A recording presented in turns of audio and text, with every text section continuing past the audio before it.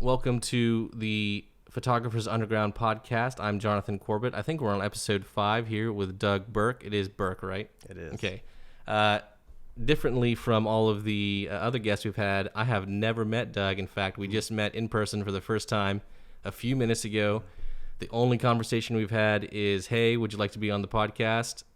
Sure, I think I'd be open to that. What time? We set a date, then he showed up, and we're here in front of the podcast. So thank you, Doug, for being here. Absolutely. Thanks for having me. Doug started his business in 2012, correct? He was based in Winston-Salem. He's moved his studio over here in Greensboro, North Carolina. He shoots weddings, headshots, family portraits. And I will say one of the reasons I had him on here because I was particularly impressed by his work. He's quite good. He's one of the photographers that came across my Facebook feed, and he's one of the guys that I didn't even mind liking. And if other, like my friends saw me on Facebook, oh my gosh, my photographer liked another photographer. Right. No shame. You do great work. Thank you. And one of the posts that you made too that really won you over with me is there was a day where I guess you had off. It was right in the middle of COVID, right where COVID started, and you just planted like 100 or 200 trees. Was that you? 96, I think it was. And it was a single day? Yeah. It took me 2 days. Okay. I had to dig the hole. So. Right, you dug the hole. I mean, I've done my fair share of yard work in my lifetime, and I tell you what, that is a brutal task to take on. It was. Anyone with that kind of work ethic is a friend of mine. So welcome to the Photographers Underground. Thank you. Would you like to say anything to introduce yourself if I didn't include it or if I got it wrong? You pretty much nailed it all. That is me in a nutshell. Mm-hmm. Yeah. Cool. All right. Well, what I'd like to ask you a lot about is we've had 2 podcasts now that have been very, very business minded. I'd like to talk with you, of course, a little bit about business, but I'd also love to talk to you more about, because you're the first wedding photographer with also portrait and headshots that we've had on here. Jason kind of, does what you do too, but you are incredibly highly reviewed. You've got lots of good reputation around the area. Obviously your work, I think, is just next level. So I'd love to know about how you got to that level. There's lots of people also who buy cameras, and the first thing they want to do with them is do what you do, right? But oh, so few actually makes it work. Right. So what we're doing here is just trying to explore the nature of success, what makes businesses actually survive. You don't have to give necessarily exactly how local competition can watch this and do exactly, that's not what I'm trying to say, but general advice that is absolutely fundamental to becoming a full-time photographer and able to provide your family with that type of income would be great. Well, it took me a while. It took me a while to get to that point, since I just went full-time about a year ago. Okay. So I worked for years working a full-time job, a decent job. I was miserable, but but to build a successful business, I mean, I focus on client experience. So from the beginning, when they come onto the website, and I try to make it easy for them to follow where they need to go. It's easy for them to contact me. I've got buttons everywhere, contact forms, and then through the booking process, it's all automated, so they get a confirmation, directions, everything, and then the final. Once we meet, I try to be personable. I just try to make it really super easy on my client and ask what they need, what they want, and I do my best to give it to them. I have found that service is definitely a secret ingredient to success because I've seen lots of photographers who've got the talent, but they don't deliver on time. They don't deliver on what they advertise. Right. The pictures on their website are a lot better than what they can consistently deliver on. And when I was doing a little bit of research on you last night, you probably got some Facebook notifications from like photos that I was liking from years ago. But I was really surprised to discover how many, like you had something, I think 88 reviews, and all of them were 5-star. Yeah, I looked yesterday actually at Yeah. 85 on Google. 80, Yeah. 85 Well, you got 3 more 5 stars. since then. Oh, okay. So congratulations. Thank you. That's not easy to do, especially because every once in a while you might run into just somebody who didn't like your post on Facebook or something else, and they'll find out where you work and they'll go to your Google review and they give you 1 star. Well, so just avoiding the crazy people like that is a feat of itself. Well, those who know me know that I can say some off the wall things, but I think I treat people well. If they're, I've had clients that have had issues, whether it's with what was delivered or something, but I work hard to make sure that, whatever I can do to make it right, I'll do it. And if I say that I'm going to do it, I do it. I under promise and over deliver. That's kind of Right. my motto. So if I say I'll have your pictures to you within a week, 4 days, 3 days, that's my goal. Right. Is to do that. And that, clients like that. Mm-hmm. And that's the goal, is to have clients be excited. Yeah. Excited when they leave, excited when they get the pictures, excited to tell others about it. Which is no easy feat. One of the reasons why I don't do that many headshots or family portraits is because it's really hard to make someone excited about pictures of themselves, because people can be so insecure or so self-conscious about themselves. It's really hard. One thing I've discovered is once someone gets in front of a camera, man, they just tighten up. Right. They're stuck to things that they think looks good. I love my wife dearly. There's nothing wrong with my wife at all. I love her a whole lot, but sometimes when we shoot together, she just has this smile that she does that's like her go-to, and I'm like, hey babe, we've got a lot of those photos with that smile. You want to just be natural, let it loose, but it's so hard for her to just a little bit relax. And but from the photos I've seen you taking of people at weddings and your headshots, people just look fantastic, incredible. You really see their personality pour out into the camera. It's great to see. And I also have come to realize that's a talent that the photographer has, being able to bring that out of people. Maybe the first topic would be discussing how on earth do you do that? Again, it starts, I think, from the initial booking process. Right. So contacting me, realizing that it's super easy to get on the schedule at a time that's convenient for them. Mm-hmm. They walk in. I'm at Revolution Mill, so the space is great. You go to Revolution Mill and you're like, wow, it's a super nice place. So it's somewhat magic in a way, but it's just really organic. I see 95% of people are just uncomfortable in front of the camera. So I don't know that I really tried or planned out a route to say this is what I'm going to do to make people comfortable in front of the camera.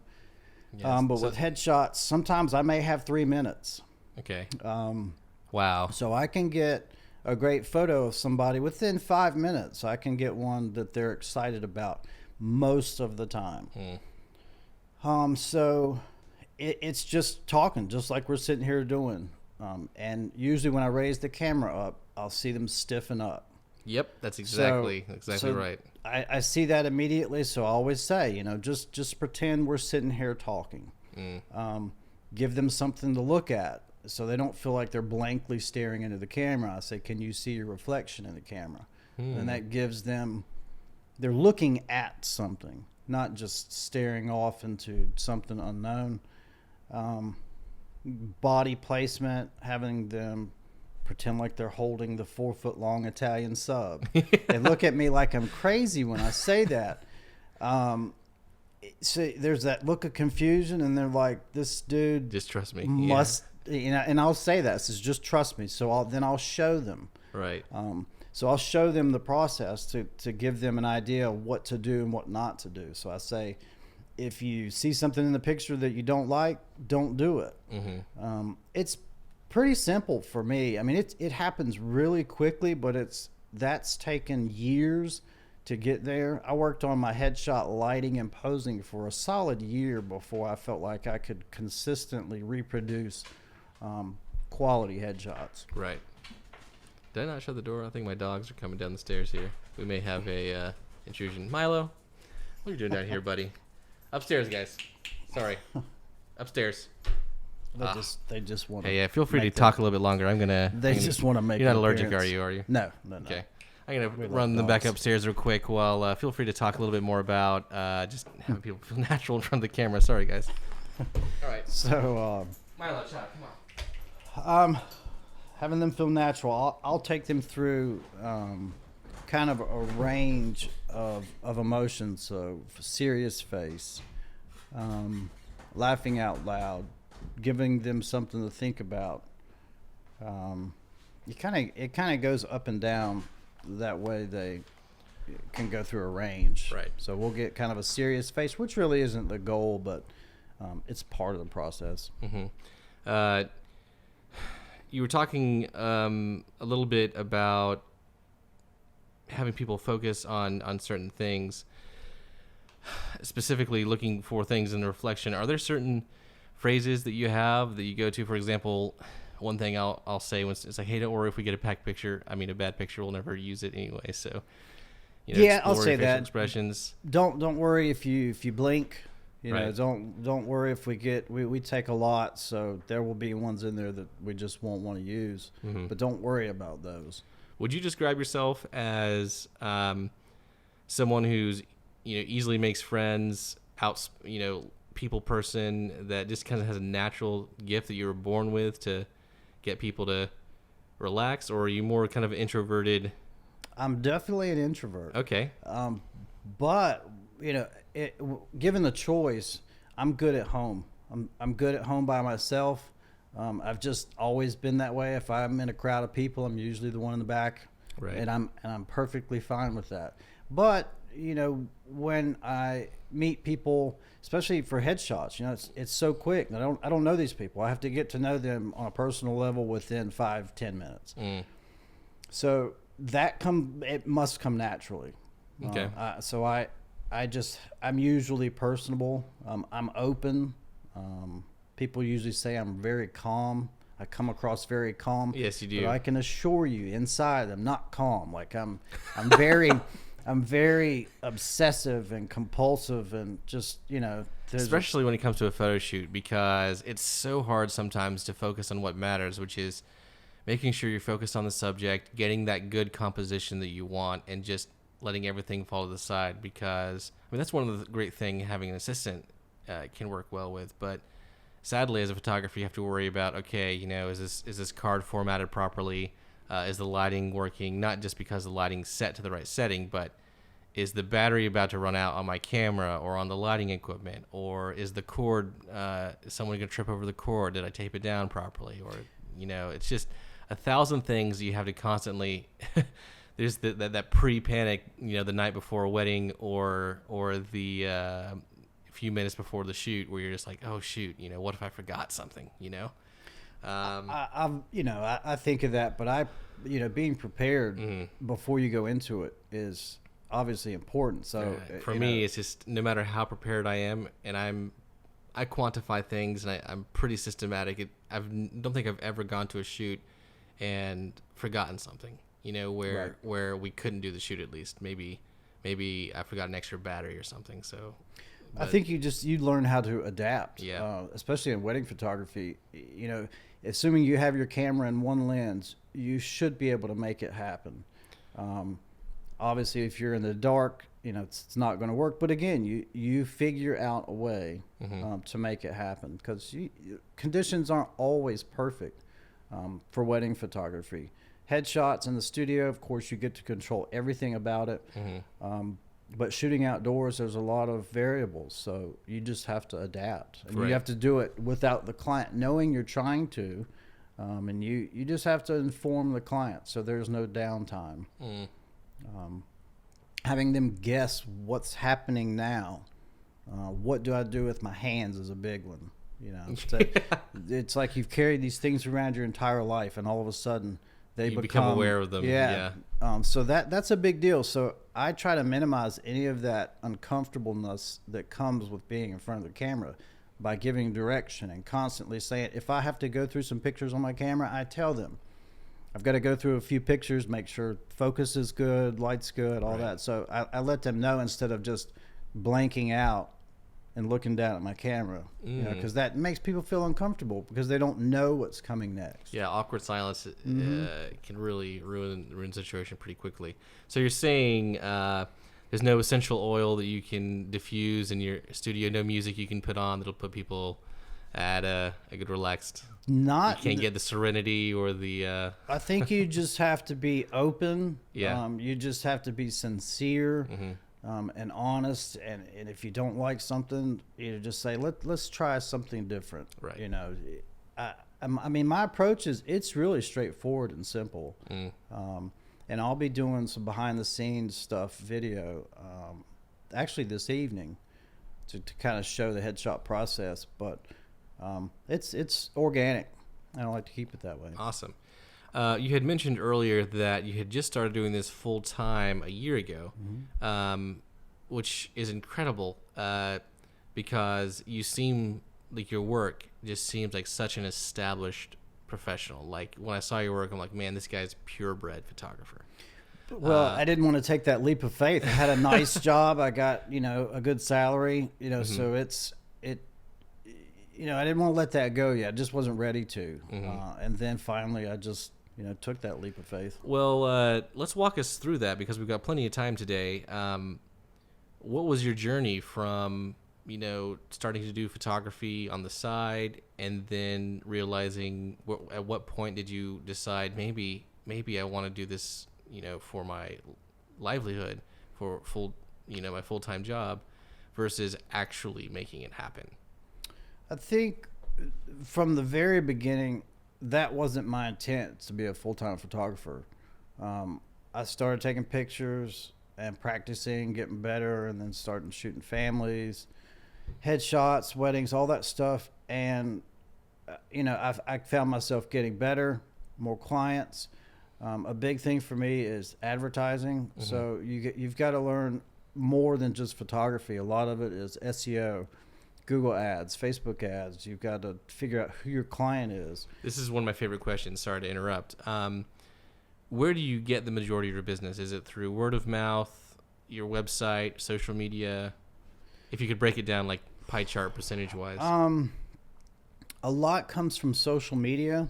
I would say maybe 60% social media. Okay. Word of mouth, which could also come through social media. Right. Google. I've been working hard on Google lately. Right. Trying to rank organically. So I can tell you all about that. I'm quite good at search engine optimization myself. I rank in the area for a few keywords that I have gone after myself.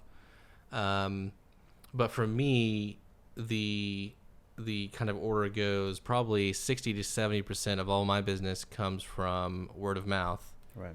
And even though I rank on the first page of Google for, let's say, real estate photography, drone photography, aerial photography, and a few others, I would say quite a bit under 10% of my business comes from leads based off of Google. Really? Yeah. So a lot of people will really spend a whole lot of time when really I have discovered and I have found through my own anecdotal small sample size here on the podcast and people I've talked to, still, despite all the technology and social media, most people's business still comes from word of mouth. Right. So taking care of your clients is really important, but not in your case. You actually have a lot of people coming through social media. Right. So the life cycle of a headshot is very, very long. A guy came in the other day. It had been 11 years since he had his last headshot. Yep. Yeah, I'm used to that. So, repeat clients, of course, I do get repeat clients, but a lot of them will go years in between a family portrait session or needing a headshot and then a family portrait session. So there's a lot of in between. And of course, I touch base with them through email marketing campaigns. I use Square. Mm-hmm. So that kind of keeps me fresh in their mind. Of course, I ask for referrals, ask for reviews, things like that. So word of mouth comes. It's just, I think the need for it, when somebody wants it, they go on Google. Right. Exactly. That's the first thing that they do when they're looking for it. And maybe they'll have a conversation over dinner with a friend about, hey, I was looking for a photographer. And they're like, oh, yeah, Doug Burke. But a lot of it comes from Google. Right. The organic search is priceless. And I try to tell the photographers that are starting, that organic, that SEO traffic is priceless. It really is. And I spent years. I started a company working on my SEO probably 4 or 5 years ago. It's took a while to get to a rank number 1 on Google in the trial or in the Greensboro area for a few terms. Yeah. But it took a while to get there. Yeah, it does. Especially, like I said, I believe in your industry, you're a lot more saturated than I am in a little bit more commercial work. Right. Because I think I said this earlier, if I'm repeating myself already, but everybody who buys a camera, the first thing they want to do with it is go shoot a wedding, it seems like, or go shoot family portraits. Bad idea. Yeah, it's a really bad idea. A wedding, yeah, don't do it. But nevertheless, you have to deal with the realities that inevitably that's what people go and shoot, even if it's a bad idea or not. Let's see here. What then? Learning all the advertising and search engine optimization, is this something you did for your previous job? What was you don't have to say who you worked for, but what did you do? What was your expertise? Nothing to do with photography Okay, or advertising. I was in sales there for a while, but I managed through the last 5 or 6 years. I've been in management, okay. Managing people and stuff. It's really interesting. I have found once again, and I did not know this about him, but lots of people who end up being quality success in photography have some types of sales history. And also, I was told by some experts who were helping me out to go learn how to do sales because I was doing pretty decent and learning some high-end photography techniques and stuff. But they said, man, as good as you are, you're never going to make it as a profession if you don't learn how to do sales. So it's just interesting that people have that. Now, I'm a horrible salesman. I'll go ahead and say when it comes to photography, yeah, I'm not the type of person that pushes things on people to, right. To get that sale just a little bit more. I offer options. And if you give them a good enough experience, and like say with headshots, if you give them a good experience and you capture them genuinely, they'll naturally buy them. You don't have to sell it, right? Especially if they need more than say one shot. You give them good photos, they're going to want to buy it, and if they're excited about it, they'll buy it. Right. So, there's no sales tactic necessarily for me. Yeah, it's not for me either. It's just the sales experience makes you less afraid of some basic things you have to do to be able to sell something. For example, if you see an opportunity where someone could be using or needing a headshot or looking for a wedding, you understand how to approach them, and exactly how you said, not push them or make them feel uncomfortable, but just introduce yourself, make them feel comfortable, and also present the idea to say, hey, if you need somebody to do that, I would be happy to do it. I always do it, especially if we get to the point where I get to ask, what do you do for a living? And they say, whatever it is. And I'm like, you probably need a headshot. And they're like, yeah, it's been a while since I've had a headshot. Here's my card. Right. And see, that's exactly how it's done. Most people, and this is what I'm talking about, how you're describing pushing too hard, that's poor salesmanship, right? That's, and then on the other side of that, you either push too hard, or you're afraid, you're insecure, you're terrified of them saying no to you, which you take personally if you're a bad salesman. because you don't have the sales experience. So there's that line in between, you know what, I'm going to approach this person. I'm just going to, put it out there, and whatever they do with it is their business. Well, and here's a story. The other day I was at the studio, and a couple walked their dogs by the studio. So I went out my door to pet the dogs because I love dogs. Yeah, I love dogs. Okay, good. So I actually just went out there to pet the dogs, and she says, "Oh, you're a photographer?" And I said, "Yeah." And I said, "Well, what do you do?" She's got a place there at Revolution Mills. She says she's in staffing. Right. So again, I said, "You probably need a headshot." And she was like, "Actually, we do." So, of course I said, "Here's a card." And she may or may not come. I don't know. I haven't heard from her yet. But again, that life cycle is huge, and people usually put off photos for as long as they can until they absolutely have to have them for headshots. But it was really that easy. Mm-hmm.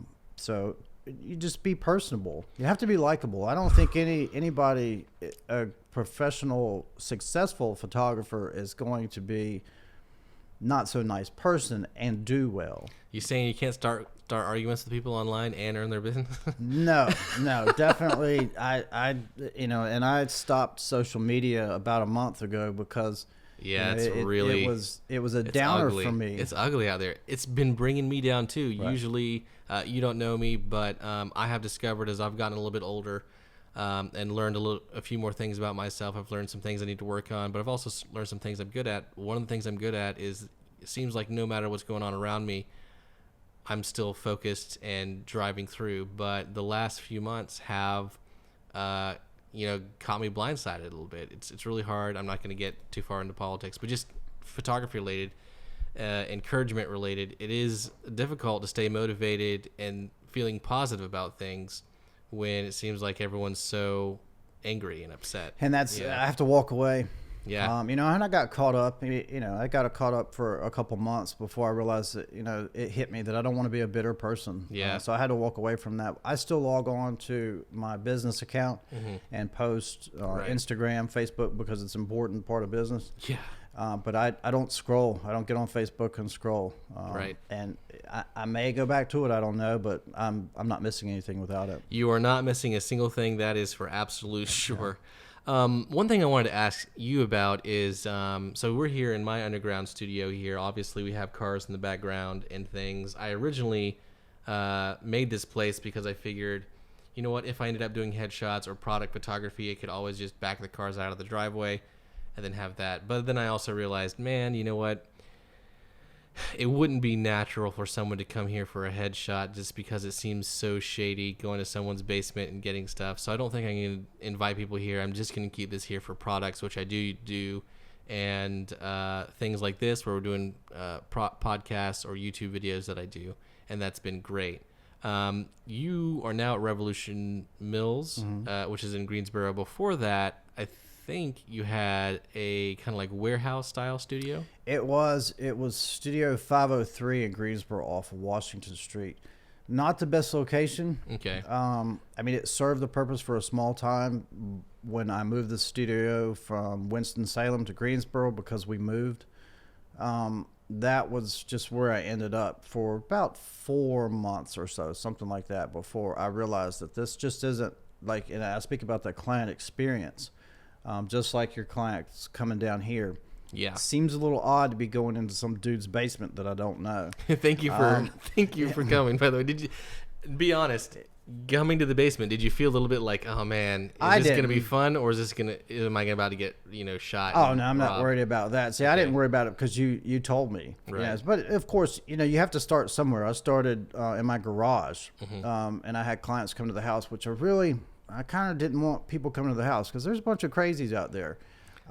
Yeah, that's something else I've learned. I didn't want to mix that, but even more client experience. So, if they come to a dark place from the beginning and they don't know and they're uncomfortable, they're starting off in a very bad situation. Even if you end up getting great photography, because they didn't feel great during the session, it's going to affect how they view the photo when they receive it. It affects the whole client experience, I think. So, again, that's why being at Revolution Mill, as soon as they pull up and they're looking around, they're like, wow, this is such a cool place. Well, that adds to the client experience and what I can provide for them, because maybe when they walk in there, they feel like it's the real deal, versus kind of an odd warehouse or whatever that you don't know exactly where to go. Or I love Revolution Mills. My wife and I sometimes go and get some food there and just walk around on a date through all the different little studios they have there of all kinds. I really liked. I've seen a few photographers there, but it also always seems like none of the photographers are ever there. Do you spend a lot of time in studio there, or is it more like by appointment only? It's by appointment only. But like yesterday, I was there from I don't know, 9 o'clock, 8:30 or so till 6:30. And do you keep all of your editing equipment and editing kind of like rig at the studio, or do you have one at home and at the studio, or do you keep them? Yeah, I got one at home, one at the studio. Okay. So I use Dropbox to kind of sync Keep everything. So yeah. everything's available everywhere I go. It's available right now on my Right. phone. Very neat.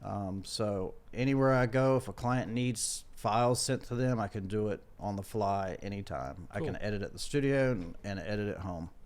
Now, you were talking about one thing I really wanted to ask you about was one studio versus the other, because I've also figured out, man, if I ever do need to get a studio, I should probably get one that is not in my house for all the reasons that you recommended. I kind of liked your older studio more than your Revolution Mills studio. Artistically looking, Revolution Mills wins 10 times out of 10, right? But it seems like you had more space to work with. I imagine the first studio was a lot cheaper, because I looked at prices at Revolution Mills and they're not cheap. And again, Yeah. I weighed the price versus how's the client going to feel. And Exactly. for me, that how's the worth it. client going to feel one. Right. Now, my studio in Winston was a warehouse. It could have been an auto body shop. Right, exactly. So when I signed the lease there, went in and put down flooring, put up some decorations, put a couch in there, some chairs, tables, all that made it, Nice. feel, and it was 1,000 square feet. So Very nice. that was, that was awesome. And I wish I had that 1,000 square foot back, but if I was to pay for that same square footage at Revolution Mill, it'd be tough. Yeah. So my studio now is about 300-ish square feet. Mm-hmm. All that I really need, but when I let that 1,000 square foot go in Winston, hurt my ego more than anything. Yeah. Because I needed that 1,000 square foot. But you can make do with really any size, especially if you're shooting headshots. I Right. normally do family portraits outside, Mm-hmm. but headshots I don't need that much space. Yeah, that's exactly why I also ended up pulling a lot of cars. Oh, that's yours. My bad. No problem. Thank you. Putting a bunch of cars in here, because I ended up saying, you know what? I don't even have the height that I would need for lighting certain things. Obviously, I can still light plenty of stuff, but if I had a large group that wanted like a studio photo, I couldn't do that here.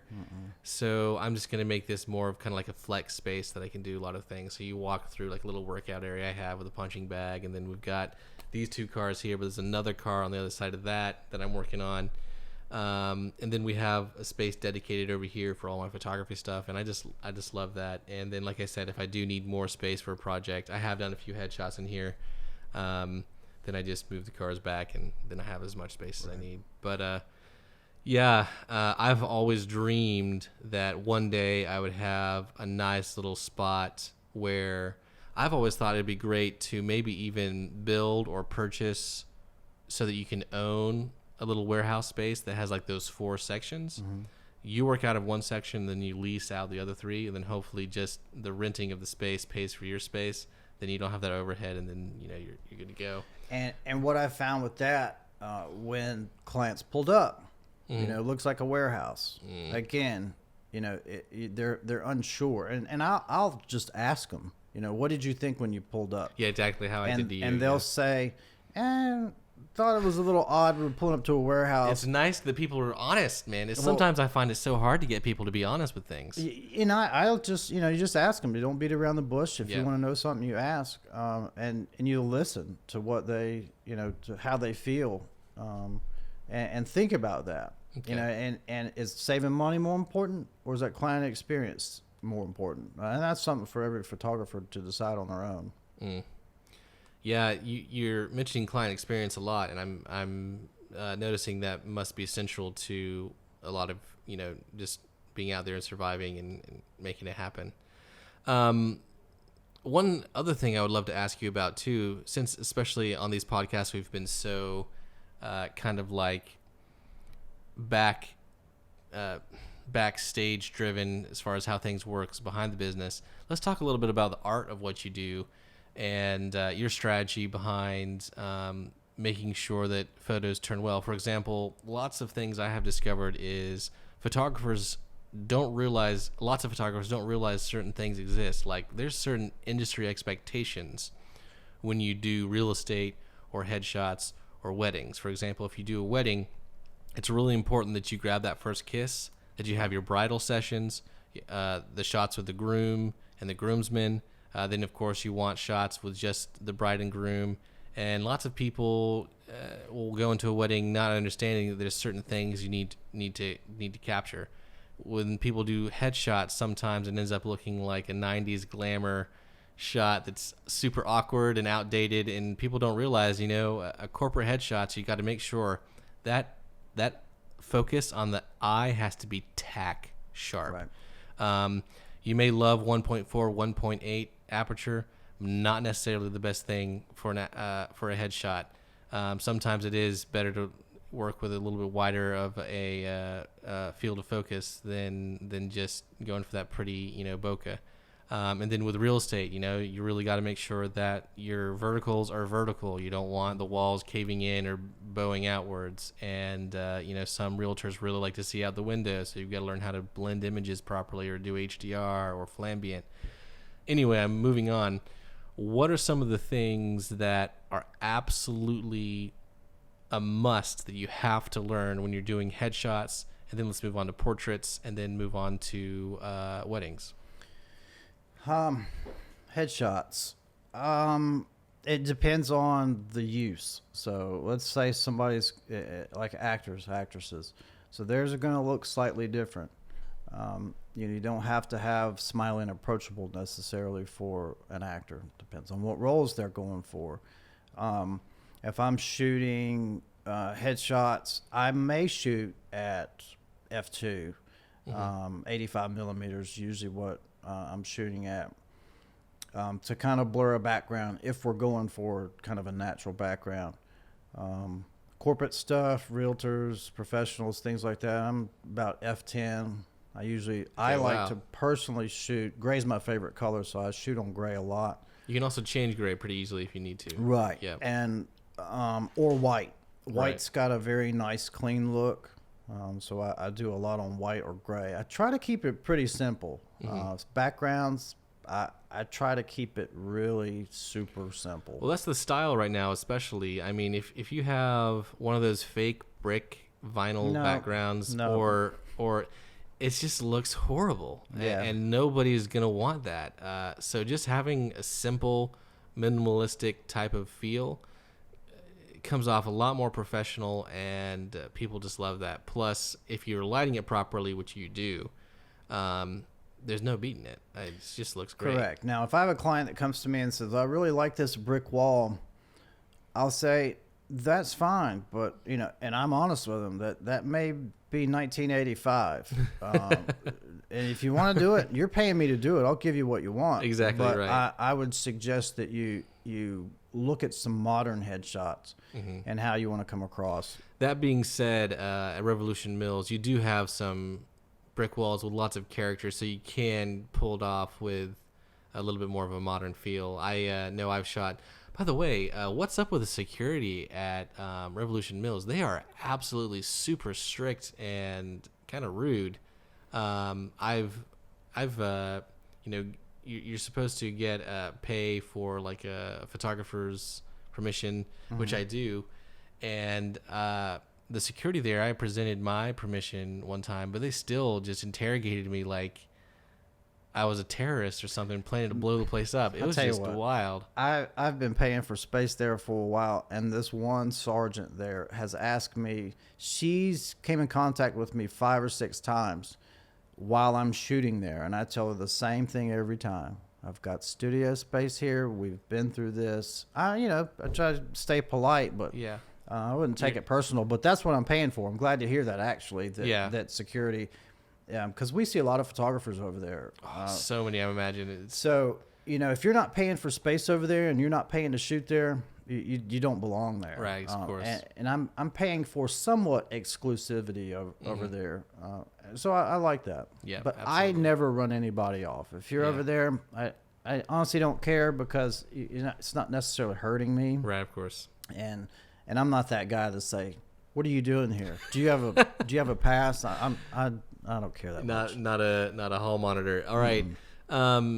So it's really interesting that like for the actor headshots, you said you're shooting around f2, and then for the corporate headshots like f10. Right. Why is the difference between the actors and the corporate headshots so different? I like the focus to fall off after the eyes fairly quickly shooting actors, but even at f8 shooting at 85 millimeter focal length and up close, it still falls off good enough for me. But if I'm shooting natural light, then I'll be somewhere around f2, somewhere in there. Do you like the focus to fall off right around the ears, or?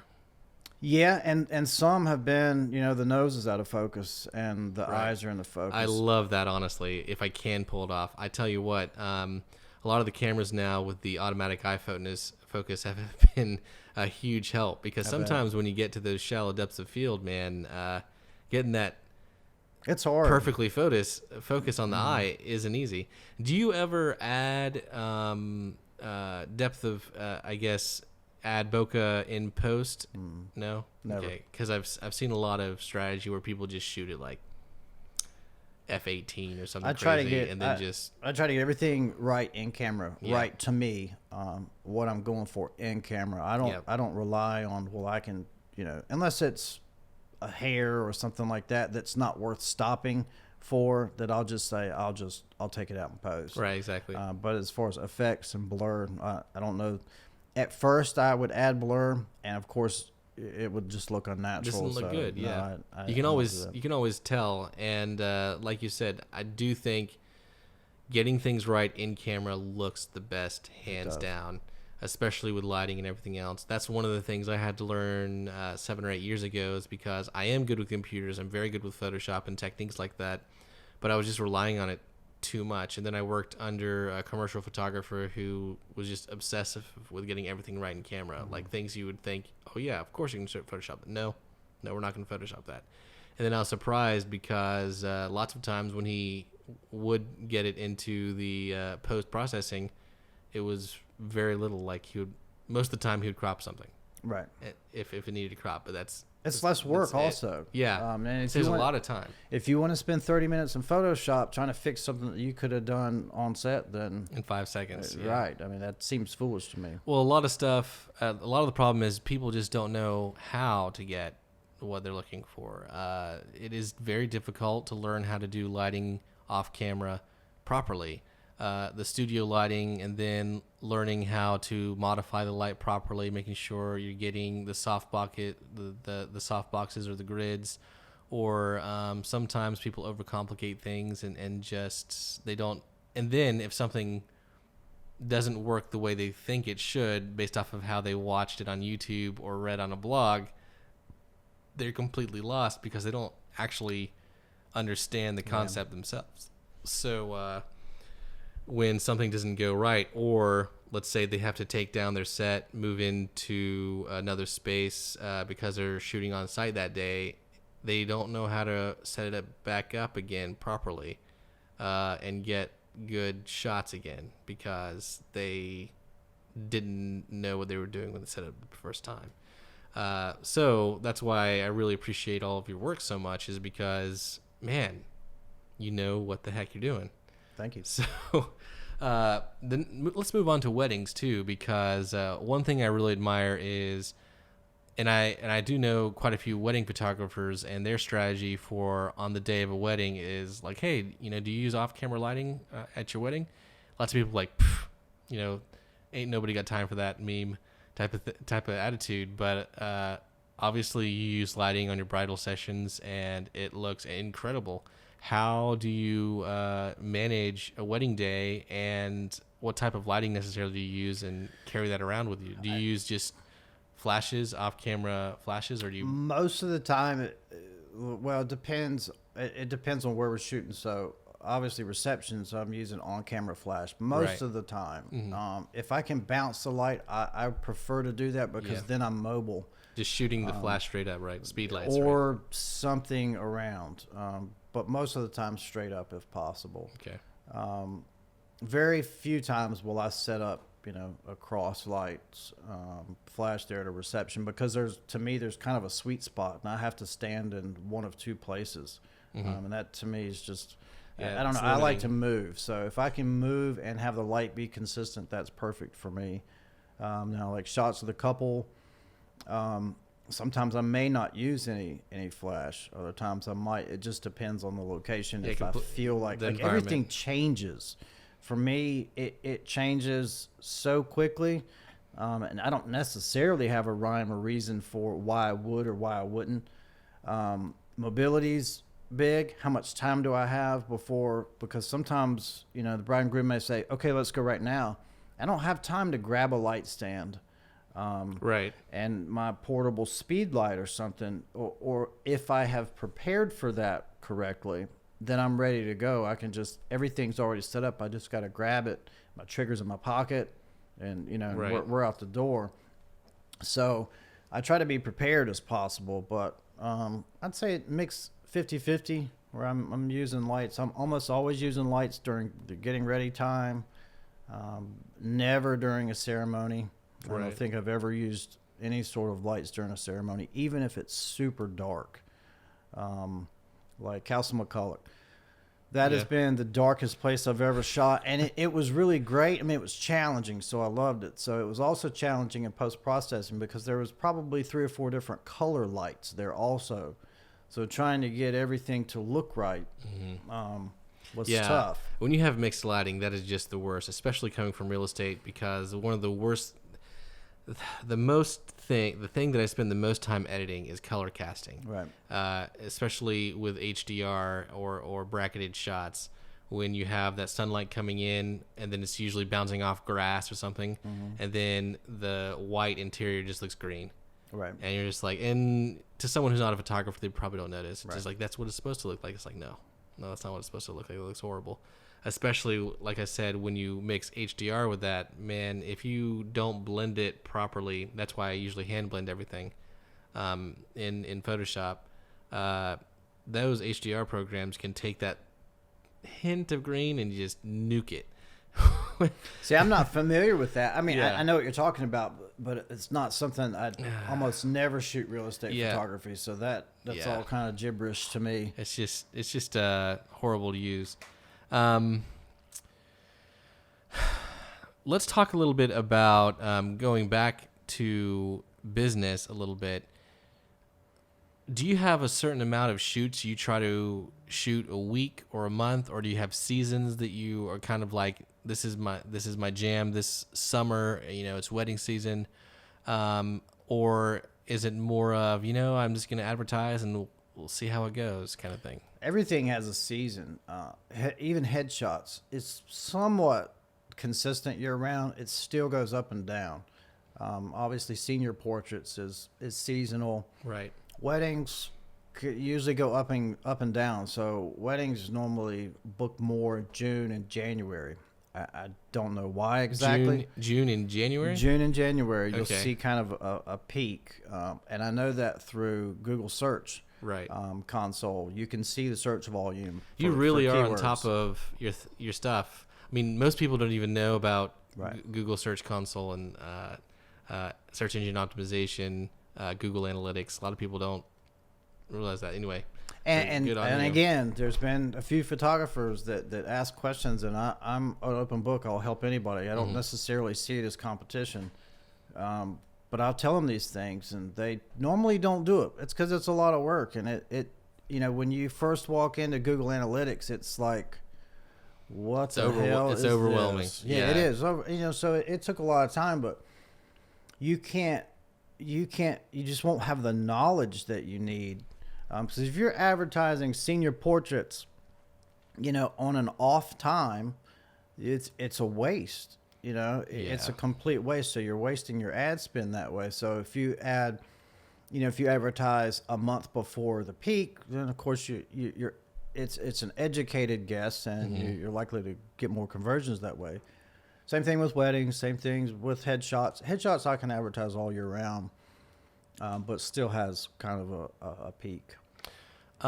You said something earlier when you're talking about being an open book and sharing your advice and knowledge and experience with some people, and you're talking about it's wild how you will help people and give them essentially gold, and they won't take the advice because it's too much work.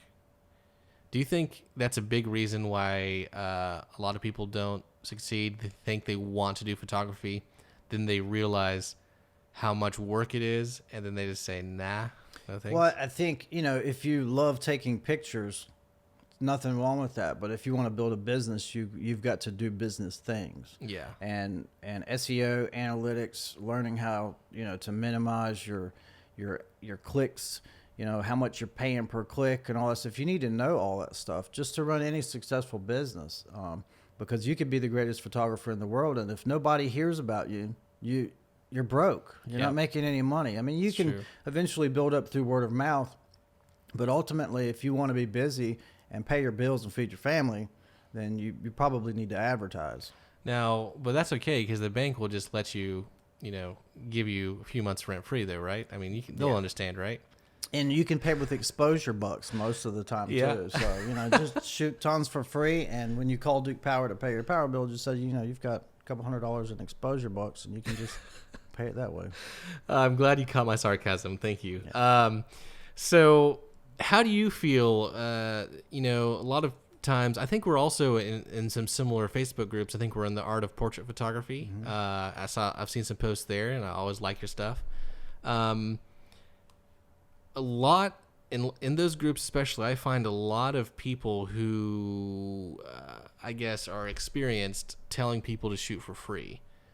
How do you feel about the whole free to fee strategy, and sometimes people who just maybe charge too early sometimes, or maybe they shoot for free for too long? Just what are your thoughts on all of that going around it? It's either free or full price most of the time. Mm-hmm. But if you're just starting out, you can't expect to charge people for photography. I mean, you can, but if you charge people and you're charging $50 for a 2-hour session, just know that those clients will never turn into a $500 client. It's true. It just goes against common sense. So, you have to try to figure out early on what your client is. Who is your client? What are they going to spend? What do you want them to spend? What is your time worth? I mean, I shot for free for a long time to build up knowledge, basically. Mm-hmm. But once you want to start making money, you have to figure out, where do you want to land? There's a lot of photographers that shoot with the intention of in-person sales. That's just not me. But some of them do great at it. So you just have to find your business model, right? And what you want to do. When you were shooting for free, were you shooting mostly for friends and family, or were you going to strangers and offering free shoots? All of the above. Okay. All of the above. So, I would photograph people that I found on Instagram or Facebook. I'd photograph families, of course. Mm-hmm. our children and dogs, and I took pictures of everything. Right. And experimented with lighting, natural light, bouncing light, different lighting conditions. You could do all that for free. Right. Cool. Yeah. Yeah. When I got started, I shot a lot for free, but I'm definitely on the camp that you should charge as soon as you can. Just my thoughts on the whole topic are there's so much you can learn from within your own four walls of your house, even just shooting your pets. But also, if you want to learn how to do portraiture, you can learn a lot of the things you need to learn by also shooting landscapes. So go out, really learn your camera, start understanding the concepts of, aperture, shutter speed, ISO sensitivity, start learning the advantages of certain focal lengths. You can start shooting macro and things. There's so much you can learn, and then shoot friends and family. And I say, if you can convince someone to come out for an hour or so for free, you should be able to convince them to pay you, because time is so valuable to people, right? That I think at that point, because sales is so important if you're wanting to be a professional photographer, at that point you need to start exercising your sales experience and your sales skills so that when you need them, they'll be there. But of course, there's more than one way to skin a cat. So obviously I've done plenty of free shoots. I think I did 2 with portraiture starting out. I did the first shoot I only charged $60 for, that kind of thing, but they liked it. It went well. The next shoot, I doubled my prices to $120. And then we moved. I didn't do too many people. I was doing mostly just like, college student, whatever I could find. When we graduated and then moved to Columbia, I started taking it more seriously, but that's when I started charging, standard like $200 shoots and stuff. Right. But before that, I was considering undercharging, and I was really surprised how quickly people were willing to say yes to money. Because sometimes I think just as creatives, we're so scared of the money topic. Because I guess, I don't know, I notice a lot of creatives are just hesitant and scared of asking for compensation. I think they tie their worth, their own personal worth, so that if they were to say, hey, I charge this much, and someone tells them no, they're like, oh, so I'm not worth that. You have to own it. Yeah, that's not true. You're worth that. It's just that, maybe they didn't want it, And that's not your client. Yeah, or they don't understand the value. Right. You're worth it. You're valuable. They just don't understand it. Right, and they're not your client. Right, so, exactly. And that's okay. But if I show up with one camera and one lens and I'm holding $5,000 in my hand, do you expect me to shoot that for $50? And people will say, the camera takes such great pictures, and I'll say, I taught it everything it knows. Right. And there's value in that, exactly. That actually costs dollars and right. time, but it costs dollars too. So when you consider all of the costs that go into it, years of training, courses that you may have paid for, gas to get to wherever that you shot at. I mean, right. It all costs money. Man, I cannot believe the costs that come to running a business, especially when you're tracking them and focusing on right. how much they add up to. And it's so annoying, too, after you sign up for an LLC, all the stupid paperwork you get in the mail, and it seems like you filled it out 2 or 3 times already. And then I just got something in the mail from like 2 days ago from the Guilford County Tax Department saying, hey, you have private property you didn't claim. And it's like, freaking yes, I did. I mean, it's always something, though. Yeah, it's just such a headache. And some of these documents I get, I don't know how to take care of them, so I have to take them to a CPA or something, and then that costs me money. And then I have to pay a CPA to prove to the government that I don't owe the government money. Right. Which still costs me money. Mm-hmm. And it's just so frustrating. Well, that's when when people that love photography, that want to be a photographer, a professional, full-time photographer, those are the things that they don't realize, that's just part of doing business.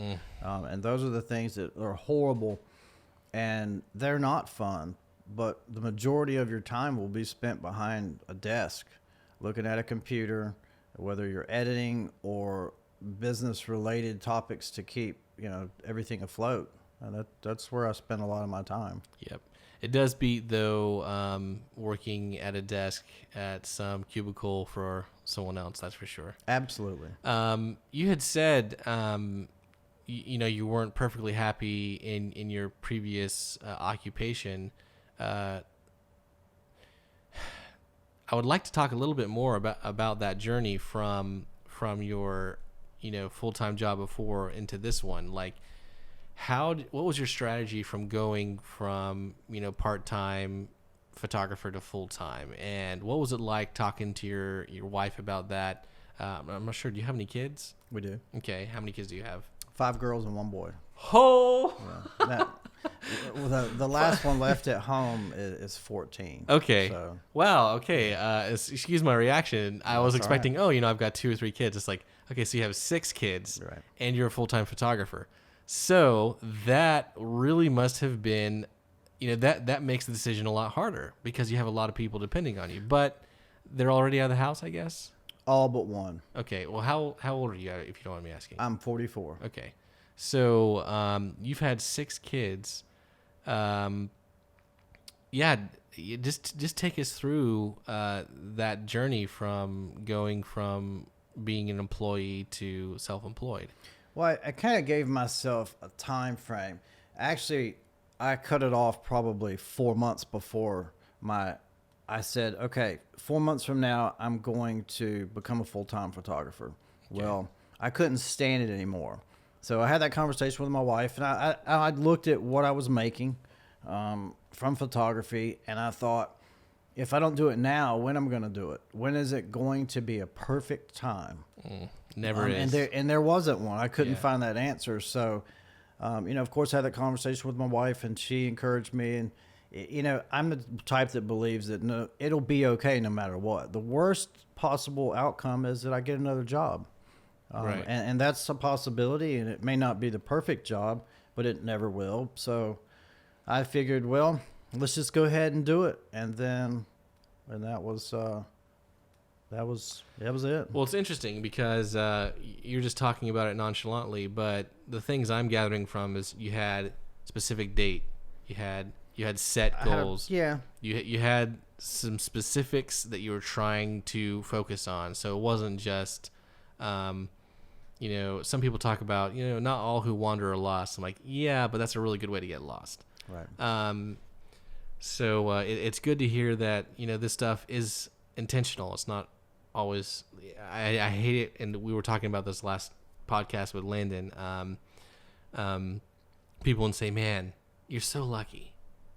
It's like, no, it's not luck. It takes a lot of specific effort, specific planning, executing, waking up and doing that every day, finding out that what you were doing was wrong, adjusting to it, swallowing that ego, adjusting to it, pivoting, starting something new, figuring out what works, experimenting, losing, then figuring out what it takes to win. You got to fail fast. So yeah. If you find out something isn't working, abandon it as soon as possible. The sooner you do it, the better. But it's work.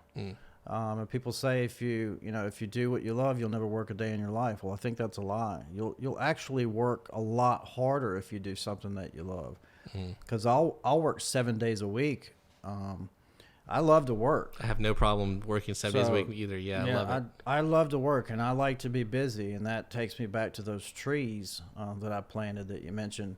There was some downtime there when COVID hit, so I don't like to sit around. So, I was like, we're going to plant some trees. And so you planted digging. 80 or 90 of them. Yeah. And I think one of the reasons why I like that is because I don't think anyone realizes how hard people who own their own business work. I see my neighbors who own their own business who are always working. Their incredible work ethics. They inspire me so often. And sometimes it's hard to measure that. And I think 80 or 90 trees is a great way to measure that. You had some downtime because of COVID. I think we all did. You found yourself with nothing to do. So what do? Well, you take your usual work ethic and you apply it to something else. What does it look like? 80 or 90 trees, digging holes, planting all that. And you're able to do that because, that's the type of hard work you're used to doing, man. Yeah, and I prefer to do it that way. I just don't like the downtime. So I like to work and I like to get things done. Right. That's what it takes. I mean, that's what it takes to get things done, because when you own your own business, if you don't do it, it's not going to happen. Right. Well, that's great. you were talking a little bit about how you usually shoot 85 millimeter. I also want to ask you about prices. Don't let me forget about that. Is 85 millimeter kind of your go-to headshot portrait lens, or do you prefer? You hear a lot of times like 50 millimeters, the natural eye look. And then some people love just zooming in at 200 and getting that really compressed background.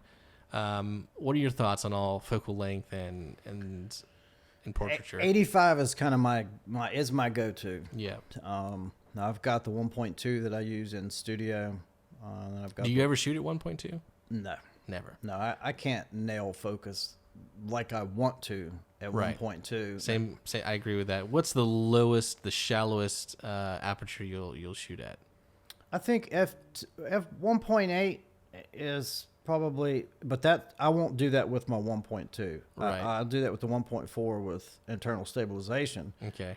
But with the 1.2, it's just I can't get it tack sharp. So, why, out of curiosity, would you have the 1.2 if you never? Do you shoot anything at 1.2, like detail shots of rings or? No, usually I'm using the macro lens Okay. for that. But I started with the f2 lens because that's the one everybody talked about because it was like the king of portrait lenses. So I had to have it, and I got it. And then I realized that it's so much better in the studio. And I can shoot at f4, but normally in the studio with a plain backdrop, I'm shooting at f10 or so. But natural light in the studio, I'll do f2 with no problem. But that's with a different lens with internal stabilization. One thing I also wanted to ask you out, since we're talking about focal length, is how do you feel? Do you have certain lighting ratios that you try to accomplish? Do you use multiple lights or single lights? Sometimes it's 3, sometimes it's 2, sometimes it's 1. Right. Depends on what I'm going for. So like I had a headshot session the other day for ERAS application, and just use one light and let the white backdrop fall to gray because they want a gray backdrop. So that was just one light and a reflector. Yep. So I'll use silver side reflectors sometimes. I also use the eye lighter, which is a curved reflector. Yep. I use that quite a bit. Yeah, I have one over there. So I use the white side with the eye lighter most of the time. Okay. And I shoot men differently than women, so it just depends on the person, skin tone, all that. That's interesting. How do you shoot men and women differently? Is it more like the posing and the masculine versus the feminine? Well, posing or posing some, but usually lighting a little. I like a little bit more shadow on men. So like if I'm using the highlighter, I'll drop it down a lot further than I would for a woman. Okay, interesting. Yeah. I know that when I shoot women, I always go for the butterfly lighting because women just love that flattering lighting style. And I tried learning posing at one point as best I could. I'll be honest, man, posing is not my strength. But one thing that I did learn that helps so much is I have found that men look a lot better, or executives look a lot better when their shoulder, when you turn them and their shoulders a little bit down facing the camera, and then versus the more feminine look when you have whatever is facing closer to the camera, you have the shoulder up a little bit, just that more feminine. At least what I learned or was told is it really gives a more kind of like intimidating masculine look when you have the shoulder leaning towards the camera. Then you have a lot more of a feminine look when you have the shoulder leaning away from the camera. What do you think about all that stuff? I haven't really thought about it, honestly. Yeah. But men, obviously, I pose a little differently. Some people look good straight on. Mm-hmm. Some people I'll turn. So you're saying the face has a lot to do with it too, yeah? Yeah, and there's so many movements you can do, and even with the eyes, you can change, how people hold their eyes, their mouth, put their nose one way or the other, body one way or the other. Sometimes I'll have them lean. It really just depends on the person. Do they have big ears? Do they have a crooked nose? What is their face structure like, as far as where I'll turn them? But men, always a little bit more shadow. Most of the time, women very evenly lit. Fill in any cracks. So that's kind Soft of my, light too. Yeah. Just that's my goal there. Okay. And actors versus a realtor, it's a different style. Yeah, completely. You're trying to convey a different message there. So most people I don't shoot straight on, especially men, especially big men, because when you go to meet somebody, you don't normally stand directly straight on. Two people standing like that's confrontational. So I think that kind of comes through in the picture most of the time. Very cool. One thing I wanted to talk too about the lighting. Do you have a certain ratio that you try to go to? Let's say if you have light at full power, you'll try to have the fill light at half power. Or do you have ratios that you memorize, or is it more that you kind of just go with what you look at? I just kind of, I would say that usually my main light, let's say it's at half power, my kicker is at quarter power. Okay. Something like that. So about half, yeah. But one stop down. It just depends on the person. It also depends on the distance, of course, too, because you have the light fall off. Yeah. But generally, that's about where it goes. But I change it constantly. But I can usually tear down my setup and put it back up and be pretty consistent with the light. But I'll take a few shots, adjust things as needed. And yeah, because I've worked with some photographers who do it like that. I do it like that as well. But it's really interesting because I have usually some of the older breed, the old guard photographers who literally set up their lights. They have the light meters that they pop on each one. They measure exactly how much distance from the light to the subject so they get it down to a science. And I will say, they're as annoying as it looks and as old-fashioned as it seems, the lighting can turn out so fantastic. And the reason I ask that is because you have that result, but you don't use all the tape and all the things. So, but you take any of those tools away, and that photographer is going to be lost. Yep. So for me, being able to change and adapt is huge. So you just have to figure it out. It's just it's not very often you find someone who gets such a precise lighting like you do, and kind of just knows, just can work it without breaking it down to an exact science like some people do. And I agree with you completely. Often too, those old guard photographers too usually aren't up to date, so they'll have those fake brick backgrounds and those 80s and 90s looks. So even though the lighting's fantastic, they ruin the shot because they have horrible taste in backdrops or some other type of thing that they learned they're just stuck on. That's my worst fear. I was thinking about that in the shower last night, and I thought, will I ever be that photographer that's still stuck? I think about it all the time. Yeah. And I'd like to think that I wouldn't, but hopefully not, because I don't want to have the glamour shots look. In 20 years, I don't want people looking like it was 20 years old. That's one of the things why I like doing a variety of work too. In regards to, I think before the podcast, I was just having you test audio, and we were talking a little bit about niche versus doing a variety of work. And one of the things I like about doing a variety of work is because it forces you to keep learning. Mm-hmm. If you do a niche, you can.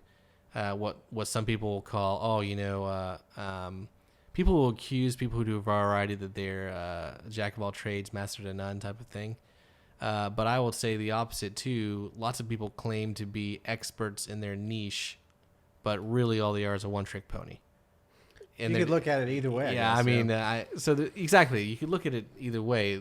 What it comes down to is, are you good at what you do or aren't you? Because I know some people who, let's say, do headshots or only do weddings, and I do weddings better than they do, and I do like maybe 2 or 3 weddings a year. Right. Like, so claiming that you're an expert because you only do one thing doesn't make you an expert. It just anyway. if you know light and you know people and you know posing, some of those, whether it be family portraits, headshots, or wedding photography. Any of the posed wedding stuff, you still have to deal with people. You still have to know lighting. You have to pose people.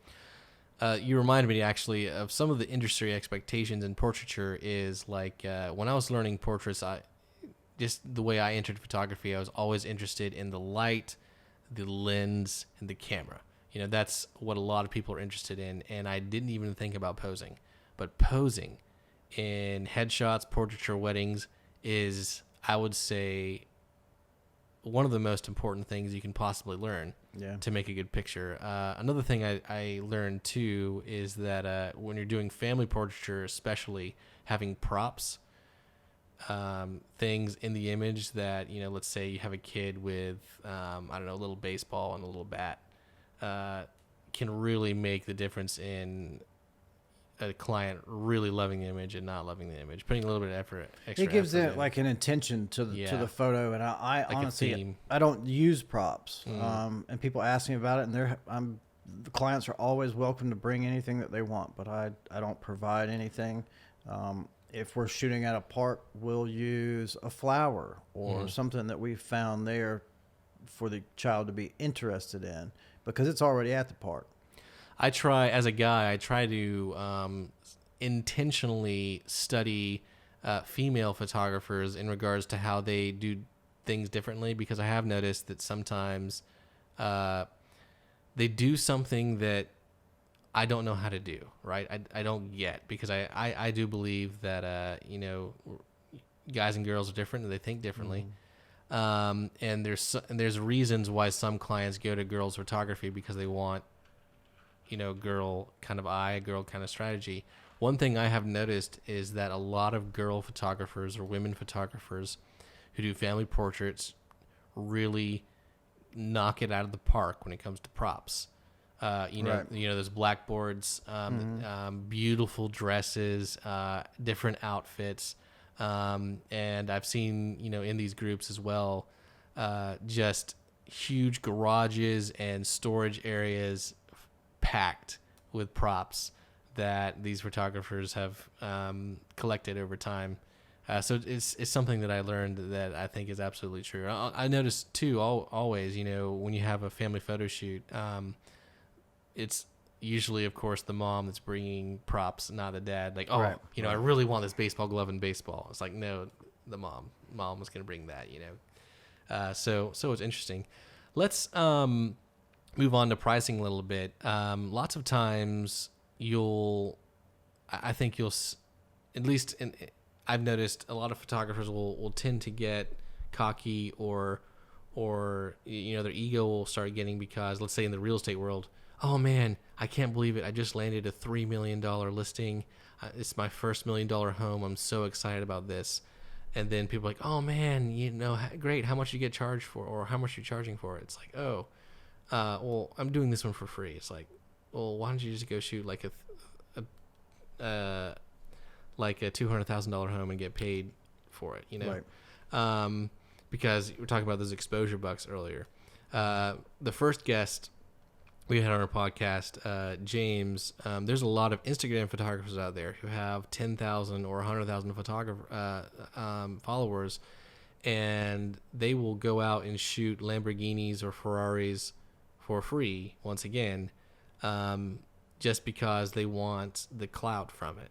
They want the followers from it, rather than going for the money because you need to put bread on the table, right? And what usually the case is too, a lot of these photographers who have the 100,000 followers or 10,000 followers are college students or younger. So the paying for the mortgage doesn't really matter to them too much. I don't do it for the likes. Yeah, exactly. Like, I'm not here to make friends necessarily. Right. So one thing I wish, instead of talking about people arguing and measuring themselves based off of how big of a listing they were doing or something else, would be, well, or sometimes it's volume. I had 30 clients this month. It's like, oh, great. Well, how much did you charge per client? Right. I was like, I charged $10 a client. Well, congratulations, right? You made $300 this month. One thing I would like to say for people to learn is like, hey, I did a headshot of an executive. They were really happy with their work, and we did a $2,000 session. because I think if people did that, people would like get a little bit. It would correct a lot of things because people were like, oh wow, I could never. No one would ever pay me $2,000. I need to figure out a way to charge $2,000 for a session. And I'm not just saying we're robbing people blind for $2,000 session. Right. There are real uses for people who need a $2,000 session because they're incredible executives who need to have there's licensing and all sorts of things.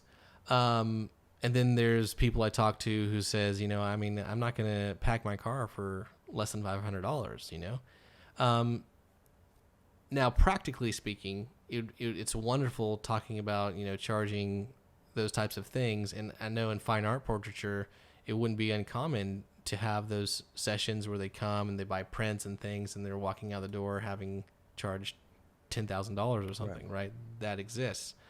And then practically speaking, you've got to find a market. You can't price yourself out of a market because a lot of that fine art portraiture is now out of business. It's really hard to find those types of people because people aren't willing to pay for it. Right.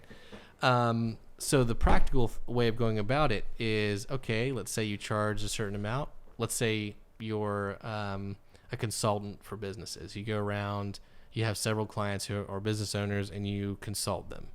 Like you give them a few phone calls a month and it's like business coaching. That's what it's called. So you have your price at $1,000 a month and you get a certain amount and you fill up your schedule. So you're like, okay, well, my schedule's full, so I can double my prices and see how much business I lose. Okay, you double your prices to $2,000 a month. You still have a full schedule. You double your prices again to $4,000 a month. Okay, now your schedule is like 75% full. You double your prices again to $8,000 a month, and then you lose down to like 10 or 20% of your schedule. So you found your market. You're like a $4,000 business coach a month. Right. That's a great way, practical way that they would teach you in college or something to find your market. What would you say is a good standard expectation of your market for headshots? If you're doing good work, what are people, willing to go for and still get, a solid booked schedule? So for me, I charge $150 for a headshot. You get one image. It's usually about a 15-minute session, something like that. And with additional images at $40 each. Right. So depending on the client, actors almost always buy more pictures. So I could turn a $150 headshot session, 15, 20 minutes, something like that, into a $300 sale. Okay.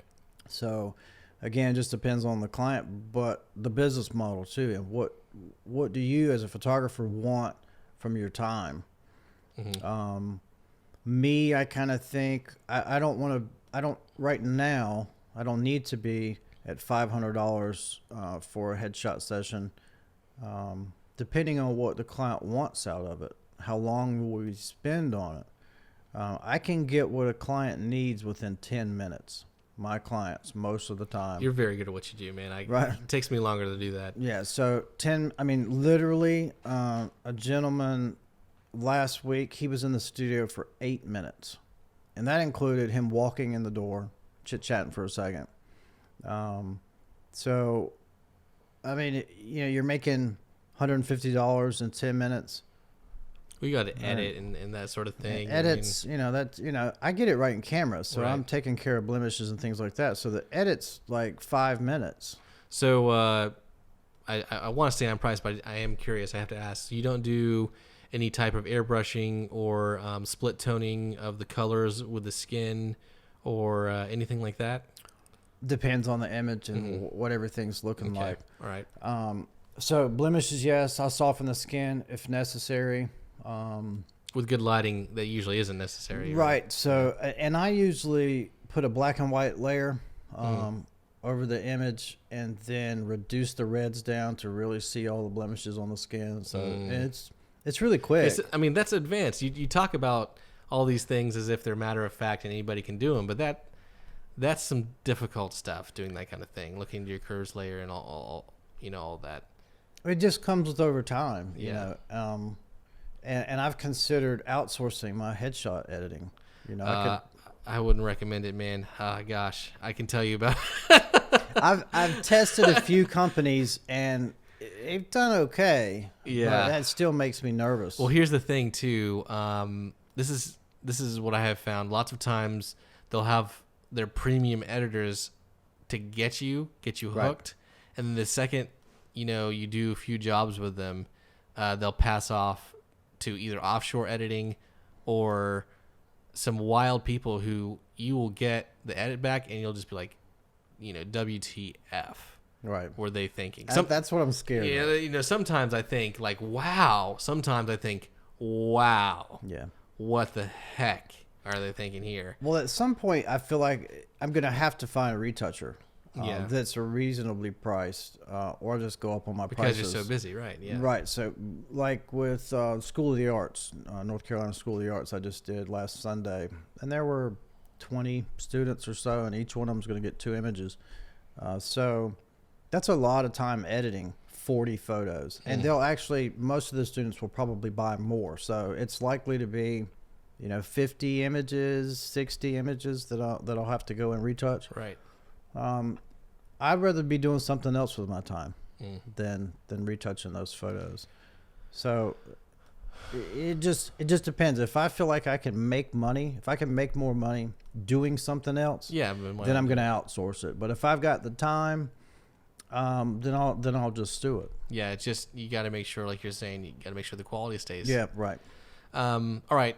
Glad we went off into that side. Going back into the and pricing and things. What is, just out of curiosity, let's say the most anyone's ever spent on a headshot assistant? One person. I want to ask some other things too. But, Probably an actor or actress, probably somewhere in the $500 range Okay. when they buy extra images. all right. What do you say, or you can't believe everything you read on the internet, of course. So for a fact some of the times people will post up like, yeah, I just did this $3,000 session. How realistic would you say it is? I mean, obviously we're in Greensboro. This isn't New York. This isn't like Right. Austin, Texas. We're not in a huge, metropolis type of situation. This is more your average town in the United States. What would you say is a more realistic, price range to go for from clients? And then we'll go into groups after this. How realistic price range for clients? Yeah, that's a bad question. Like before you have a fall off, like I don't know. Yeah. I honestly don't know what that number is. I'm just doing what works for me, and I started headshots. I think were $125. right. And I would think I was giving away like 5 images. So moving it to 150, then offering images for sale. I increased my per sale average of headshots it went to about $200, $235, I think, something Okay, like good. that. So that's just doing a little business work, and there's nothing wrong with that because obviously we were talking about your reviews earlier. You were just loved by your clients. Yeah. So obviously don't have a problem with that. They feel that you're worth it, and I would say that you're easily worth it. I would say you're worth even more. And it may get to that point. yeah. And I'm sure I'll raise my prices again Right. sometime soon. But for now, it's just working for me. I honestly love to do headshots. Yeah. I genuinely like it. And if I could pay my bills, I would do headshots still Only. for Yeah. free. If I could still But you can't make a pay- living, which yeah. I can't, so I don't. But but you I can- just genuinely love it, and I think that shows in the things that I've done. So I just genuinely like taking pictures of people and providing them with something that's going to last forever that they're happy with. Most people love them. Now, this is kind of an old school thing of charging as well. Do you ever charge licensing for your headshots? For example, I haven't. Yeah, and that's a kind of thing that's older. I mean, I've sold a few licensing to my images because let's say I'll shoot at the Raleigh Convention Center, or I'll get some shots with my drone of the Greensboro skyline, and then I'll have a company contact me and say, hey, we would love to license it. Then it gets into the classic negotiating one. Okay, well, what's your budget? Or how long do you want to use the image? And that's okay. It'll be this much, and then you haggle back and forth. Right. And which is time and money. Yeah, exactly right. But all right. I have found that in things like headshots, back in the old school days, you would kind of like have on retainer, hey, do you want to still use your headshot in 2021? Great. Go ahead. If you want the licensing for this, will be $40. Send that, and that's a good way to either one, just keep yourself in business because you're charging licensing, or two, if someone's going to have to pay $40 to use their old headshot, they may just want to come back in and get a new one for $150. Well, to me, it's keeping up with whose license is about to run out. Yeah. How much time am I going to be involved keeping up with licensing? And to me, a lot more than I want to. Plus, you might just lose the client altogether, and they'll go to a photographer who doesn't do that. But I have just found the only reason I'm exploring that is because I have found consistently what I would consider just purebred photographers aren't doing that anymore, unless you're talking about product images or something else. And I know that they have programs that helps them keep track of licensing and things. But yeah, I was just asking that to see if you did, because it's very uncommon that people do. And I guess my approach is that the more people that see it, and if it's a great photo, the more people will say, "Who did your headshot?" Yeah. And I feel like once we take that picture and they've paid for their session, it's their picture. Yeah. And it's not mine. And who am I to hold it over their head to say that you can only use this photo for a year or how long, and you've got to pay me again. That just doesn't lend to the great client experience. Yeah, exactly. It leaves a sour taste. It seems like you're being a little bit of a snake oil salesman type of thing. And okay, agreed.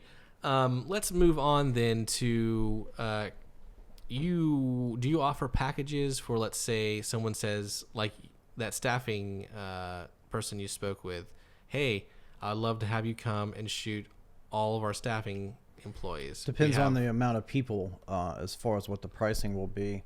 So like with School of the Arts, $40 a piece, I think is what we got down to. And that, so then you add another $40 for a second image, so they're $80 a head. And then you shot 20 students, so 80. That's $1,600. Okay, good. Yeah, I mean, and that's a great day of shooting. It wasn't a full day; it was a couple hours. Yeah, right. I mean, you pack up, you go shoot, you take it down, you go back to the studio, you so edit. It sounds like $40 is not much, but when you think of, it took me half a day by the time I left, packed everything up, left, went over there, unpacked it, and, the whole process. I mean, it's $1,600. To me, that was great money. It was a lot, and I'm completely fine with that. And for them too, it's a great deal because they got fantastic $150 headshots for $40. Right. So it's a win-win. And that was word of mouth. I didn't pay for that lead. So those students keep coming back and keep coming back. So I've consistently made them happy enough to tell a friend, and for that friend to come to me. So they've been good to me, so I have to be good to them. Right. And I don't mind. I love shooting. I don't know why it is. I love shooting like college students and high school students. I don't know what it is. They just seems to have so much optimism in life still. most yeah, some of them definitely not, but I don't know, there seems to be a certain level of energy and excitement underneath the eyes. But all right, I honestly think I've asked you all the questions I have to ask. Do you have anything that you want to ask me about? I know you were talking about or asking me a little bit at the beginning about what I do, but or you have anything that you wanted to talk about specifically? Not necessarily. I mean, we've covered a lot. Yeah, we have. And I really like this too, because like I said, what we're trying to accomplish here at the Photographers Underground is just there's so many YouTube channels and podcasts out there about how to do a portrait session. I mean, I know YouTube channels who have 200 or 300 videos, and every single one is about how to do a portrait session. Yeah, I mean, there's not but so much to talk about. Yeah, and so many of them aren't talking about what I would consider what people really are looking for which is, hey, what are the practical steps, the real things that people haven't thought of or don't think about that you need to learn in order to really make it. And who can you trust? I looked for all that information, and I still look up information on YouTube and the internet. And then you find out you're getting information from somebody that's offering a class or a course. And then I think, well, shit, is that real information, or is that them trying to get me to the next step, and which is paying for something? Right. So, yeah. I heard a great expression one time that says, don't take dieting advice from someone who's overweight. And don't take marriage advice from someone who's divorced. Actually, I kind of disagree with that, because they might tell you some good things of what not to do. Right. And also don't take financial advice from someone who's broke. Right? Like, right. I agree with those statements. But the problem with YouTube and stuff is you have a lot of people who are on there, kind of like the Instagram people. The Instagram photographers who really try really hard to show off how much of a success they are. In reality, they're making like $10,000 a year. Right. And the sad thing is too, they're killing a lot of business for other people, because they're shooting these high-end luxury cars where people have money, and because they don't have the sales skills, they're essentially they're providing the client with what they wanted for free, and now they're not going to go to someone who needs it when they would have been willing to pay for it, right? Right. So they're essentially shooting themselves in the foot, and then shooting the whole industry in the foot.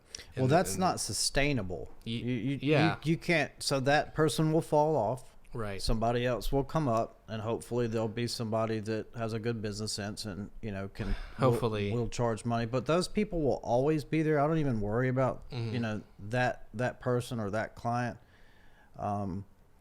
Your clients will find you, and they'll hire you based on what you can give them, and they'll pay you whatever they feel is fair.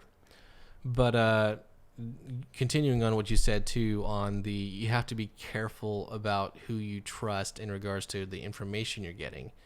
A lot of those YouTubers, all I was going to say was, may have millions of subscribers. They may make incredible tutorials and teach you some cool things about how to get a good shot.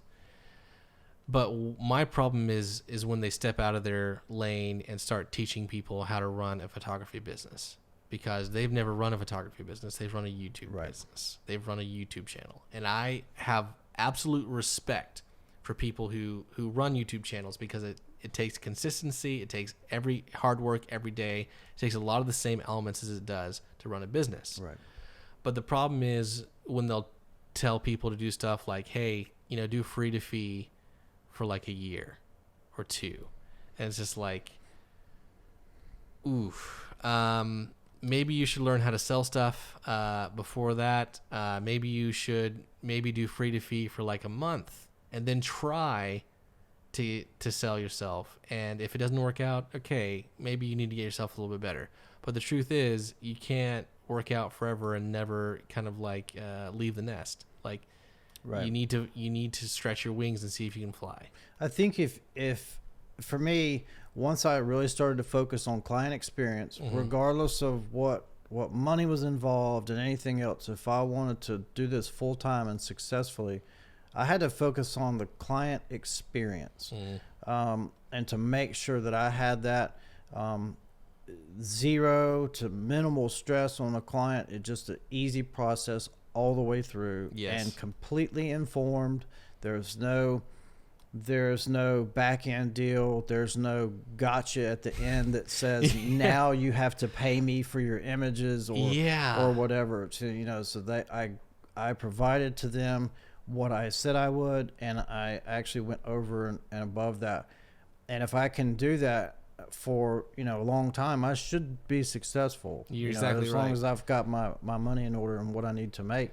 So you don't charge anything like what they call sitting fees, where like a portrait photographer, headshot photographer will be like, all right, it'll be $200 for the session, and then if you want the images, it'll be extra. Right. You don't do that. And I don't know, for me, that's just not my client. My client's probably not going to spend $2,000 on one session, because if you have that client, to me, you may only have 2 clients a month. Yeah. And to me, if I do it at a lesser rate, I can have more clients a month, which I can make more cheerleaders from, which will then reach more people there. Yeah, and you can just scale it so more. It's just my business model. And I think it's a much smarter business model because, too, when rough times come, it's better to have a larger client base than just a small client base Right. that may or may not come that month. Like if you're really depending on 1 or 2 events in a single month, if those events don't happen, you're SOL. Right. So hey, here's another great thing we could talk about actually. How have you been doing during COVID? Have things been doing okay, a little bit worse? Have you had to pivot and adjust? And if you had, what are some of the things that... For the first, I'd say in March, I didn't do anything. So I completely stayed at home for a month. And then things started to pick up slowly and slowly. And I think last month,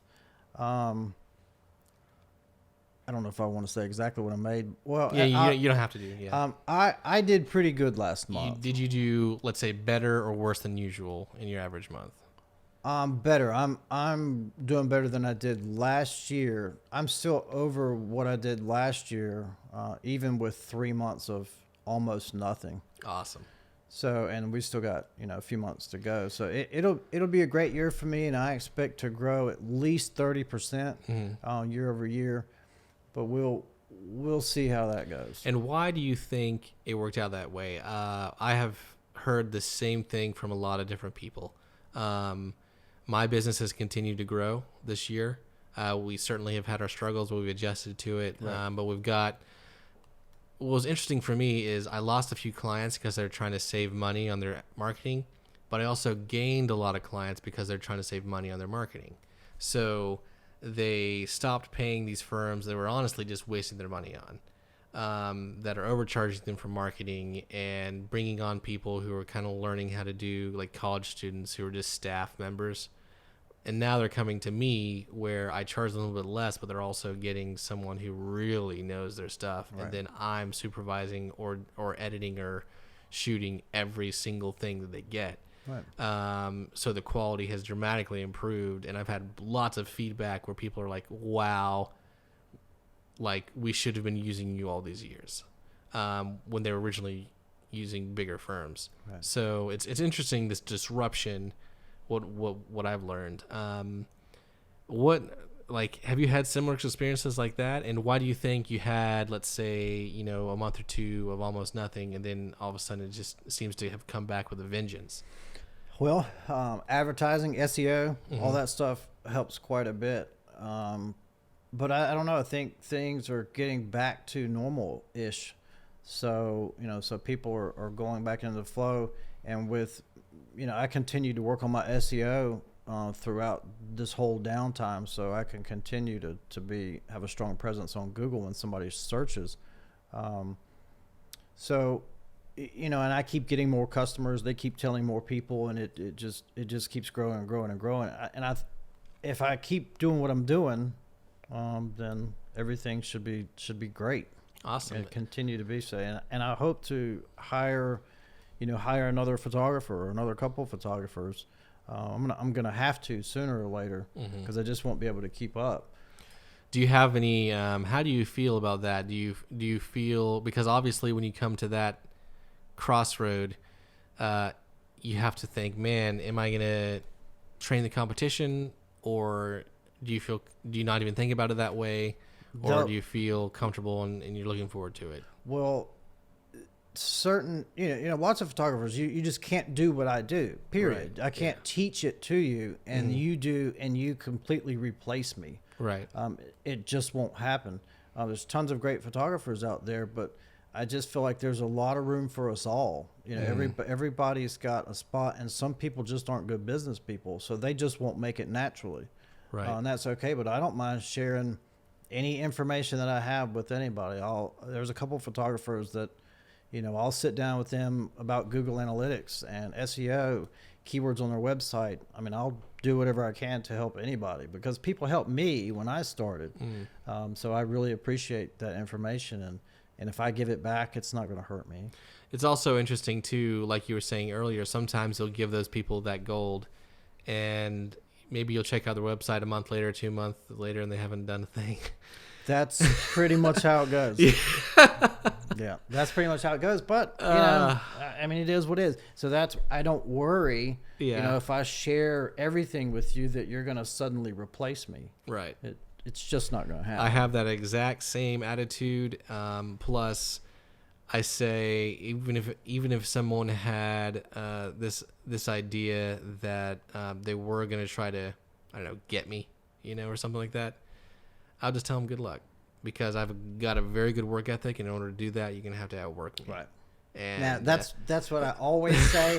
I says if you can, I want to work harder and be better and provide a better experience than other photographer. And if I can do that, I can be successful. But I'm just not worried about the competition. Yeah, I'm really not either. Plus, once you get to a certain point in your business, you learn truthfully about how much opportunity there is out there. Right. There are far more people that need real estate shot or headshots than you and I could possibly photograph. Like even if we could somehow fit 48 hours in a day, it'd still be enough time to service all the clients that need our services. So the real problem is there's just not enough supply to meet the demand. And I find that it's not just true in the photography realm, but in every industry, especially trades like landscaping, plumbing, electricians, because nobody wants to, like we were talking earlier, do the work. Yeah, the exactly. work. It's work. Especially when you're talking about those industries, because, man, I mean, that can get nasty and sweaty and dirty, and people, are getting away from hard work. Yeah, exactly. They Labor. are. We live more in a technologically advanced society, and people are forgetting what it's like that, if mankind wanted to put food on the table, they had to go dig a hole and dig in the mud and get their hands dirty, and there was no automobile or machinery to get it done. I mean, we've left that far behind. It's one of the reasons why I think more equality and everything is even possible, because we have technology and things where people are on more of an equal playing field. The internet is providing knowledge to everybody with an internet connection. So anybody, and then let's just think about digital photography. People can learn photography a lot. It's just a lot more accessible to people. So it's leveled the playing ground for a lot of people who could only do photography before because they went to school for it. Like when there was that switch into digital, there was a lot of people who weren't that talented who didn't survive. I mean, and I hate saying this. A lot of people are gonna maybe downvote me or comment and say, I didn't go out of business because I wasn't talented. I went out of business because the industry was horrible. It's like, no, I'm sorry. I have met these people who complain and whine, and I look at their website, and they're one of those photographers who is stale and outdated, and the reason they couldn't keep up with the new breed of wedding photographer was because they were carrying around battery packs and these huge lighting setups, and their photography was just archaic. Like it looked like post-mortem. It's like the fear of change. That fear of change will keep you right there in that same place. So you've got to move. It's continually changing. I try to look at trends, and I try to think of what's next, and but also if I see it and I like it, I just do it. It's just I try not to necessarily follow trends, especially with wedding photography where people are orange and backgrounds are teal. That's just not my style, right? Because I feel like it's not timeless. So my approach to it is to be able to look back on it in 10 or 20 years, and it's still, other than the style of clothes, it will still look like it could have been yesterday. Right, and I agree with that, and I think you've really accomplished that.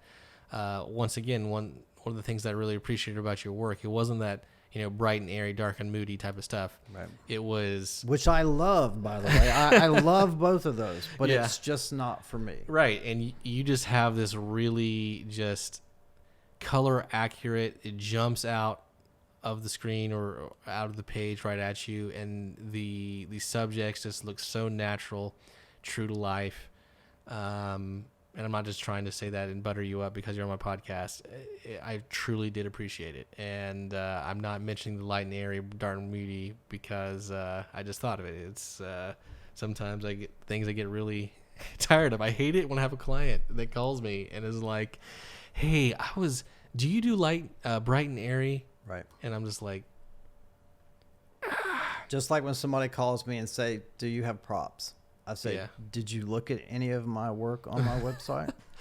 But I'm honest. I say, no, I'm sorry. I don't use props.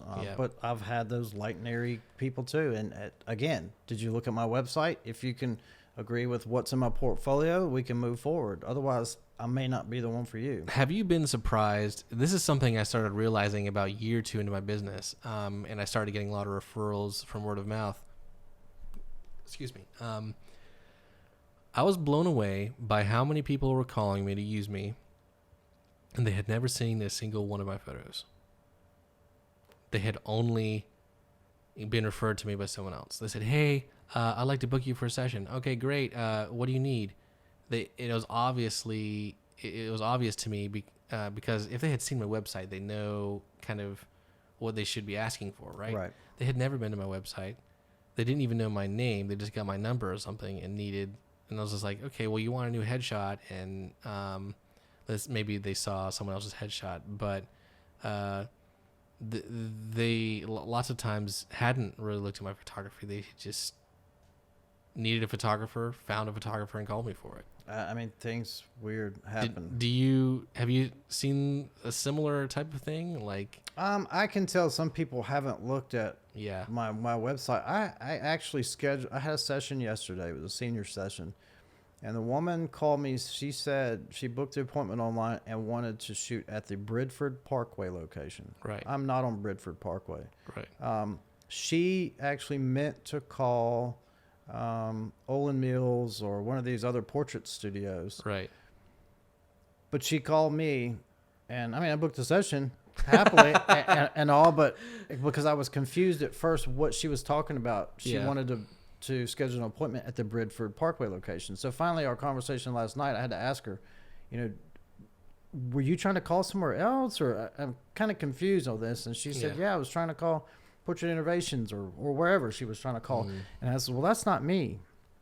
That's not my company. But it's weird how people kind of go in blindly. No, it is weird. Another thing I thought of, lots of times, sometimes these people who call me, I think they look me up on Google, and they're just looking for like drone photographer or something, right? And then they call the number on Google, and then they call me, and what do they want to know? How much? Yeah, exactly. Good guess. You knew it. Exactly. I mean, that's what everybody wants to know. Yeah, and price-wise, that's why I have, my prices on my website, because for one, I don't want to get 1,000 calls a day asking me how much for them to hang up the phone and never hear from them again. So it serves two purposes. It's informational, and it's my approach to be open and provide you with all the information that you need. And then you be the judge, and if you like it, call me. If not, we're all good. You just go on to the next person. Yeah, I completely agree with that. It's just discouraging to me too, because I'll have prices on my website too. They just haven't bothered to look, and it also is discouraging sometimes too when they call and ask for prices, and then I'll just stop them like, hey, I'd be happy to talk about prices. First, have you seen any of my work? Because I'm not going to talk to you about how much I charge. I don't tell them this part, right? But in my head, I'm thinking, because I'm not about to haggle price with you when you haven't even looked at the images. Right. Because this person prove the value first. Right, exactly. And this person may just be going around and saying, hey, how much do you charge to this photographer? Right. How much do you charge for this photographer? how much you charge. Okay, this guy charges $100. I can go with him versus 150, right? But Thumbtack. yeah, exactly, right. But you haven't seen the photos, so are you really making a realistic comparison?